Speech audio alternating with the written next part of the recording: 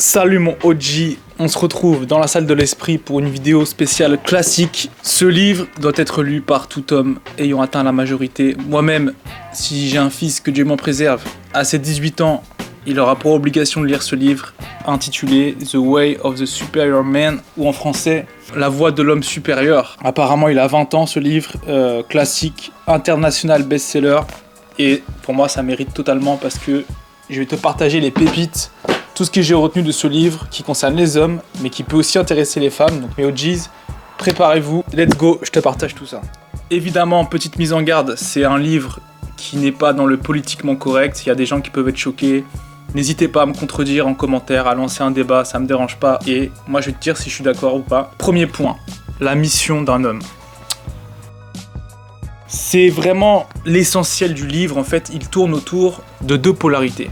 Le masculin et le féminin qui se complètent. L'essence du masculin, de l'homme qui a maîtrisé sa masculinité, c'est la mission. C'est central pour lui et en fait, tout en découle. C'est-à-dire qu'en fait, un homme vraiment homme masculin, je parle pas des gens qui ont d'autres orientations ou je sais pas, d'autres genres, on va dire, mais un homme lambda a besoin d'une mission. Et s'il n'a pas sa mission qui est au centre de sa vie, il perd tout. C'est-à-dire que sa femme ne pourra jamais le combler. C'est triste peut-être à dire, mais c'est la vérité. Beaucoup d'hommes, énormément d'hommes, je pense sincèrement, sont déprimés dans leur vie au quotidien. Ils vont pas le dire forcément, mais ils sentent quelque chose d'inachevé en eux parce qu'ils n'ont pas de mission centrale. Ils ont des enfants, une famille, ils sont heureux quand ils rentrent du travail, mais un homme a besoin de plus que ça.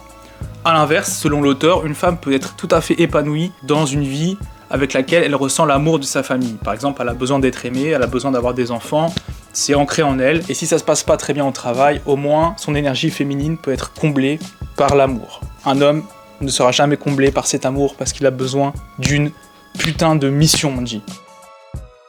J'adore ça. Parce que pour moi, c'est central dans Premier Round, c'est vraiment progresser en esprit, c'est ma mission personnelle, c'est ma quête. Et en fait, la recherche de l'amour est la priorité de la femme. Aujourd'hui, c'est vrai que le féminisme a détruit un peu cet aspect, parce qu'on a mis en concurrence au travail les hommes et les femmes, on dit allez, libérez-vous, faites une carrière, etc. Et beaucoup de femmes ne se sentent pas accomplies, ne se sentent pas heureuses dans leur carrière, parce qu'en fait, pour la femme, en tout cas d'après l'auteur, il y a un besoin d'amour, c'est une priorité dans sa vie. Pour toi, Monji, si tu es un homme, ta mission doit passer avant ta copine, toujours. Et en fait, même ta copine, elle te dira peut-être le contraire, mais en tout cas, elle sait que tu dois avoir une mission. Elle le ressent. Si t'es perdu, si t'as pas d'objectif clair, ou en tout cas si t'as pas d'ambition, elle te le fera payer. Par du ressentiment, par du mépris, par des pics, par de la critique. En fait, ce qui est excellent dans le livre, c'est que tu te rends compte que les femmes sont comme le monde. Elles te mettent à l'épreuve tout le temps. Et elles sont impitoyables. On va en reparler juste après. Deuxième point, elle ne changera pas. Ne pas attendre que tout soit parfait, il faut que tu fasses ce que tu kiffes. En tout cas, il faut que tu accomplisses ta mission et comprendre surtout que le féminin est chaotique. Tu ne pourras pas la changer. Elle peut te mentir selon ton propre point de vue d'homme. Tu te dis ah mais elle est pas. Elle me dit oui, elle me dit non, elle est pas équilibrée. Et en fait, c'est ton point de vue d'homme. Pour le féminin, tout passe par les émotions. Donc si elle te dit oui, après elle te dit non, c'est vrai pour elle en fait. Dans le moment présent, elle dit ce qu'elle ressent. Et ça, faut vraiment le comprendre, même si c'est difficile. Il y a ce que tu aimes chez la femme qui est mélangé avec ce que tu détestes. La femme est tout autant que l'homme capable de destruction. L'homme est surtout dans la violence physique, la femme va être dans la violence psychologique et elle va peut-être chercher à te détruire ou à te tester, à te pousser au-delà de tes limites. Et en fait, c'est un cadeau qu'elle te fait. Quand elle te quitte, une femme, elle te fait un cadeau, elle te dit t'es pas assez bien, t'es pas à la hauteur, je veux que tu deviennes un meilleur homme, moi je vais chercher ailleurs ce que tu peux pas m'apporter, donc va falloir que tu progresses en esprit. C'est toujours le point de départ d'une aventure. En tout cas en grande majorité, tu vas souvent chercher à devenir meilleur pour une femme. C'est la vérité, mon G. Même s'il faut pas, justement, il faut pas tout centrer sur les femmes, mais en tout cas, sans elles, on n'aurait pas cette inspiration qui te donne envie de te dépasser. Ensuite, autre point très intéressant, et c'est là où je rentre en désaccord avec l'auteur, il parle des émotions de la femme, donc, et il explique qu'une femme ne va pas se souvenir de tous tes efforts. C'est très vrai, une femme peut apprécier être en ta compagnie pendant une journée, elle a kiffé, tu l'as fait rire, t'as passé un bon moment avec elle, et puis tu fais un truc, tu dis une phrase, tu fais un geste, n'importe quoi qui lui déplaît, si elle ressent une émotion négative dans le moment présent, en fait, elle pense plus à tout ce que tu as fait avant. Pour elle, maintenant, elle t'en veut. Et donc toute la relation prend cette teinte, cette couleur de négativité. Et en fait, si tu n'acceptes pas ça, comme moi je ne l'accepte pas, bah tu vas vite déchanter et tu vas être un peu en mode énervé, tu vois. Parce que nous, les hommes, à l'inverse, on aime bien miser, on aime bien investir sur des trucs, t'aimes bien construire les choses et te dire ce que j'ai fait dans le passé compte. Ce que ma copine a fait dans le passé pour moi, je m'en rappelle. Dans ma logique d'homme, ça compte. Même si aujourd'hui elle fait un truc qui est moins bien, je sais que c'est une bonne personne. Une fille, c'est pas ça, tu vois. Après 15 ans de mariage, il y a des filles qui te disent « Non, je ressens plus rien pour toi, c'est fini. » Oui, mais attends, on a vécu ça, on a voyagé, je t'ai tout donné. Oui, mais maintenant, ça ne suffit plus.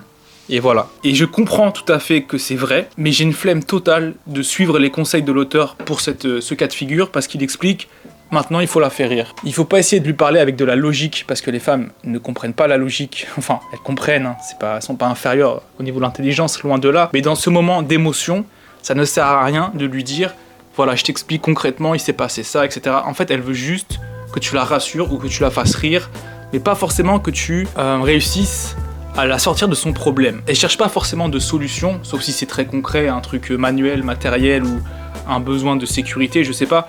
Mais si c'est plus une instabilité émotionnelle, elle veut juste que tu la rassures en fait. Et moi, comme je trouve que c'est quelque chose d'enfantin, je trouve que c'est une gaminerie souvent, eh bien je ne le fais pas, par fierté. Je sais pas si un jour j'arriverai à appliquer ses conseils et à me dire « Ok, elle est dans sa phase où elle est énervée, elle a fait un cauchemar donc elle est en colère, donc je vais devoir la rassurer, la faire rire, même si j'en ai pas envie. » Non, flemme, tu vois. Parce qu'à l'inverse, moi je considère qu'un homme, par exemple, on dit, toi et moi, on peut très bien être attiré par d'autres filles et ne pas passer à l'action. On peut contrôler notre instinct. Donc pourquoi une fille ne pourrait pas contrôler son instinct quand elle a ses règles ou je sais pas quelle excuse de ses émotions? Pourquoi elle pourrait pas comprendre avec la logique « Ok, j'ai déconné, là je suis allé trop loin » ou en fait je suis chiante, tu vois, c'est tout simplement. Je vais me faire insulter. Donc là je passe un peu, écoute, point numéro 3, c'est lié avec le point numéro 1, la mission, écoute toujours ta propre intuition. Une fille va te tester et voir si elle peut te diriger. Elle va vouloir t'orienter en fait, et voir si tu cèdes ou pas. Et c'est très malsain, c'est très vicieux ce comportement. Mais c'est pour voir si elle peut compter sur toi. Si t'es là, si tu bouges pas sur tes positions, des fois il faut savoir faire un pas, et des fois il faut savoir se dire non, là je dois faire ça, là c'est mon intuition, c'est comme ça que j'ai envie de faire les choses, je l'ai fait ainsi. Exemple très simple, que j'ai trouvé très intéressant dans le texte, il explique une femme veut pouvoir te voir partir à la guerre. Donc imagine il y a une guerre, t'es avec ta femme et elle te dit non, ne pars pas, surtout tu vas te faire tuer, je peux pas vivre sans toi, etc. Elle te dit ça, la femme, mais au fond d'elle, dans sa féminité, dans son cosmos, le chaos, etc., de l'autre côté, elle veut que tu partes. Parce que t'es un homme. Et ça, je trouve ça... c'est très intéressant, je trouve, à analyser. Ça veut dire que si tu pars pas, et que tu dis non, ok, je reste avec toi, je vais pas me sacrifier pour mes valeurs, etc., bah au fond, elle va peut-être être heureuse pendant 10 minutes, mais elle t'en voudra sur le long terme. Elle aura du ressentiment, elle se dira en fait, mon homme, c'est un lâche. Et tu vois, ça, il y a plein d'hommes qui ne le comprennent pas. Ils vont se dire, ok, j'arrête de faire ça pour elle. Mais c'est pas forcément ce qu'elle veut, en fait, même si elle te dit le contraire. Faut pas toujours écouter les filles, faut voir ce qu'elles font, et ne jamais prendre les conseils d'une femme, surtout pour ce genre de choses, parce que les femmes ne savent pas elles-mêmes comment elles réagissent, souvent elles s'en veulent elles-mêmes de pas se comprendre. Donc c'est un livre aussi qui peut être intéressant pour elles. Maintenant, je vais rajouter un dernier point par rapport au livre. Il parle de S, donc on se comprend, le S, voilà, sur premier rang, c'est pas un sujet dont j'aime beaucoup parler, parce que c'est quelque chose, il faut avoir de la pudeur, je trouve ça important. Maintenant, je vais te parler du S auquel on pense, contre versus le S du sport. Je sais pas si tu me suis jusque-là, mais l'auteur met trop l'accent sur le sacré. Il associe le S avec quelque chose de sacré, c'est quelque chose de très spirituel, etc. Et pour moi, c'est tout à fait du bullshit. C'est des grands mots qui ne veulent rien dire, c'est des grands sentiments qui n'ont pas leur place dans ce truc de reproduction, parce que c'est vrai qu'aujourd'hui, les gens se comportent un peu comme des animaux. Dans notre société moderne, c'est la consommation et tout, et ça a aucun sens, c'est éclaté au sol, je trouve, c'est ridicule. Pour moi, c'est simplement une histoire aussi de reproduction, tout simplement, et comme les animaux le font, s'ils avaient la parole, ils diraient les mêmes choses que nous, ils trouveraient un petit peu des beaux sentiments là où il n'y en a pas. Bon, bref, voilà, je vais pas rester là-dessus. J'ai eu aussi une question par rapport à un sujet qui est intéressant, mais dont je ne vais pas parler longtemps, c'est le fait de garder son énergie créative. On s'entend, on se comprend les gars. Effectivement, je pense que c'est très important. Je pense que c'est une puissance que l'homme a, qu'il ne faut pas dépenser inutilement, il ne faut pas la gâcher, pas la gaspiller. Et cette puissance peut être redirigée dans la créativité pour progresser en esprit. J'ai plus d'idées, je pense, parce que je maintiens mon énergie, je la garde pour moi et je la dépense pas inutilement. Tu peux la recycler aussi pour le sport. Et là où je veux en venir, c'est que le sport, pour moi, est une activité physique bien supérieure au S parce qu'elle t'apporte sur le long terme un bien-être. Du début à la fin, c'est sain le sport quand c'est fait avec modération. A l'inverse, le S, il y a toujours un côté malsain.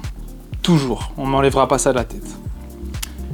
Après ça reste ma conviction et je vais en venir à la conclusion. Donc bravo à toi Monji si tu as suivi la vidéo jusqu'ici. Tu fais partie des 1% qui savent maintenir leur attention sur une vidéo de plusieurs minutes. Et c'est assez rare aujourd'hui, donc félicitations. Pour conclure, la femme, faut-il la comprendre ou l'aimer? C'est une très belle citation, un très beau commentaire que m'a laissé un OG sur une dernière vidéo. Il m'a dit soit tu aimes les femmes, soit tu les comprends. Et il y avait un auteur aussi qui avait dit ça, je sais plus qui c'était, mais c'est très vrai je pense. Quand tu comprends tous ces mécanismes, etc., bah en fait, tu peux pas ressentir de l'amour parce que tu comprends que c'est mécanique, que c'est instinctif, tu comprends que c'est superficiel très souvent et qu'il y a beaucoup de manipulation. Donc tu peux pas aimer quelque chose que tu comprends parce que ça perd son mystère. Je sais pas si tu me suis. La femme est comme une fleur, c'est ce que j'ai noté, mais la femme est surtout comme le monde. Le monde te teste, éprouve ta valeur, il est un miroir de ton âme. Et ouais, Monji. Et ouais. Et le plus grand cadeau d'amour que puisse t'offrir une femme, c'est de te briser le cœur pour te révéler ta propre mission. C'est ainsi que le premier round est né. Je te laisse sur ça, Monji. N'hésite pas à me dire ce que t'en as pensé en commentaire. J'espère que t'as kiffé la vidéo. Je te dis à très bientôt. C'est que le début du premier round. Prends soin de toi. Ouss.